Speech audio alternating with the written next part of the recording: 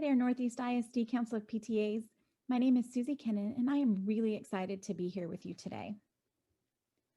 Is this the first time our country has experienced a pandemic? I think by now we know that it's not. 9 years after Texas PTA was founded, it is estimated that about 500 million people, or 1/3 of the world's population, became infected with the Spanish flu.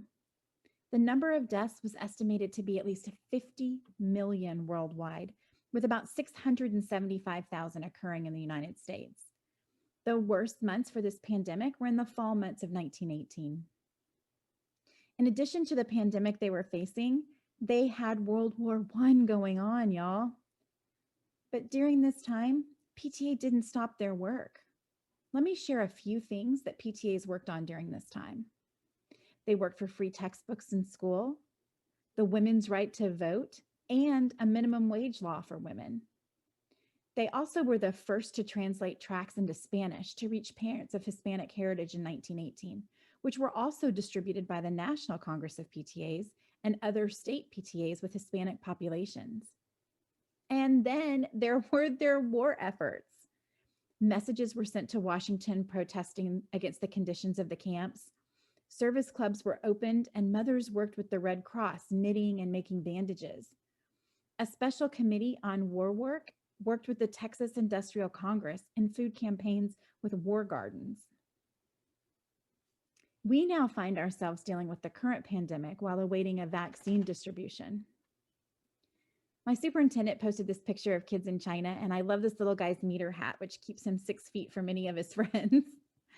Most US schools are using masks, social distancing, plexiglass, hand sanitizing stations, a mix of virtual and in-person learning models, and any other way they can to keep our kids safe. So how are we going to PTA in 2021? I keep hearing folks say that PTA isn't important this year.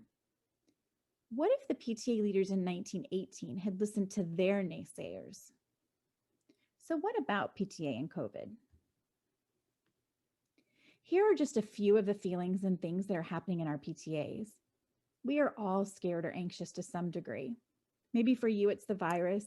Maybe it's your child having to wear a mask for 8 hours. Maybe it's special services your kiddo receives that aren't quite the same virtually. Maybe it's a family member or yourself having a compromised immune system. It seems like that uncertainty and anxiousness is causing some to not have their usual level of grace for other folks. There also seems to be a lot of judgment and shaming of parents for whatever their choices may be. There is a huge amount of frustration right now, which is showing itself in all kinds of interesting ways. The apathy is the one that worries me the most when it comes to PTA. That, we don't need to do anything right now. There's nothing for us to do, that mindset. That is so not true. There is so much we can still do. So what hasn't COVID impacted? So much. Thankfully, the leadership before us had the foresight to find a way for our PTAs to join electronically. This has never been as important as it is right now. I've seen some really fun membership drive-through events to collect memberships.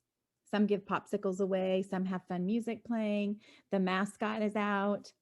And as someone who has a really irrational fear of balloons, I can still appreciate some of the balloon arches I've seen. All creative while being safe. Launch in October was an amazing week with all our PTA friends, 2,188 of them to be exact. We laughed, we learned, we even shed a few tears. And we celebrated each other. Reflections is ongoing, and as always, I can't wait to see the pieces that make it to the state level. We're seeing attendance increase at meetings as it's more convenient to attend from home. Fall fests became drive-through trunk or treats. Holiday stores went online. PTAs hosted pumpkin carving contests and gingerbread house contests through Facebook. Some of the scavenger hunts I've seen have looked so fun. All of these activities and programs were equally available to all students, regardless of how they are learning right now. Advocacy is also so important right now as we all work to make sure our students have what they need to be successful, whether at home or in the classroom. The session will be tough, and we expect to have to fight hard to keep our funding intact. Please make sure you are signed up for our Under the Dome emails and watch for our alerts. We've already had one alert go out regarding hold harmless funding. It's going to take all of us, to protect public education for our kids. I hope you are using our new membership campaign. I'm sure you recognize these ladies here in our stock images. Did you know that you can create your own images just like this? You can use all of our materials in the toolkit, including creating your own logo, and there are even a couple of Zoom backgrounds for you.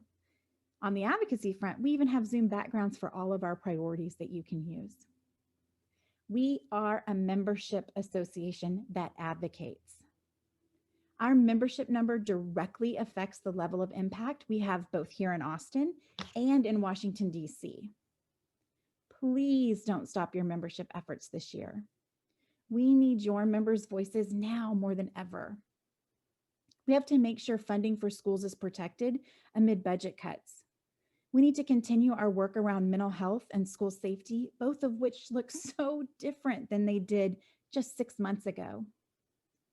We need to continue the fight against vaping and flavored tobacco to protect our students, some of whom are vaping in middle school. We need to fight for connectivity for all during virtual education.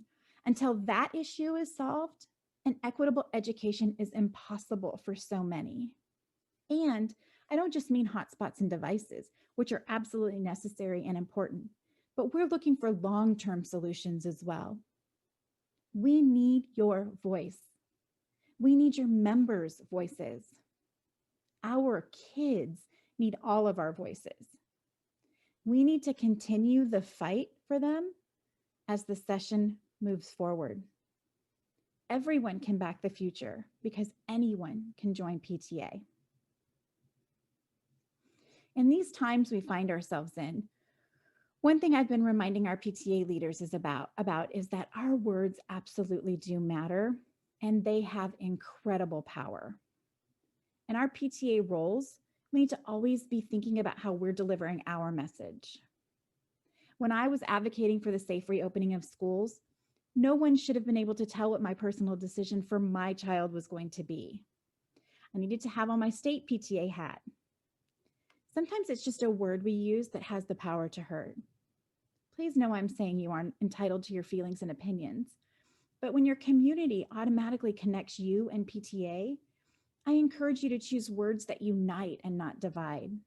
Words that build bridges. Words that show acceptance of all. Words that make people want to be a part of what we're building on your campus, in your community, and across our state. I asked you earlier how we were going to PTA during this time. Here's how. Show kindness to others, full stop. No buts. Assume others are struggling and show empathy to everyone. We certainly have all had those moments in the last few months, so we can absolutely relate to at least some of what we are all feeling. Show them grace and just realize we're all going to have those days. Please make your PTA the solution. We are doers and problem solvers. We have been looking for solutions for 111 years. That's what we do. We are also in a unique position to be the bridge between home and school. Making sure our events and programming engages both in-person and virtual learners will build community at your campus. Our schools are the centerpieces of our communities, and we need all our students to feel connected. We, PTA, can do that. We can make that connection happen. I love this. Don't give up on this year. Keep fighting for the good. Keep showing up. Keep loving. Keep giving back. Keep being kind. Keep being brave. Keep caring. Keep trying new things. Keep showing grace. Keep on. The world needs you to believe in the good. Our new hashtag is so true. You can PTA. You are our feet on the ground. How you feel about your PTA work this year will show. So I hope you're excited about reimagining your events and programs and taking this year as an opportunity to be a solution finder and a connector. Y'all, our kids need us. Our kids need PTA. I know I am so grateful that the leaders of 1918 didn't stop their important work. And I know generations down the line will be thankful that we didn't stop our work. We've got this. Let's go out there and PTA. Problem solvers then and now.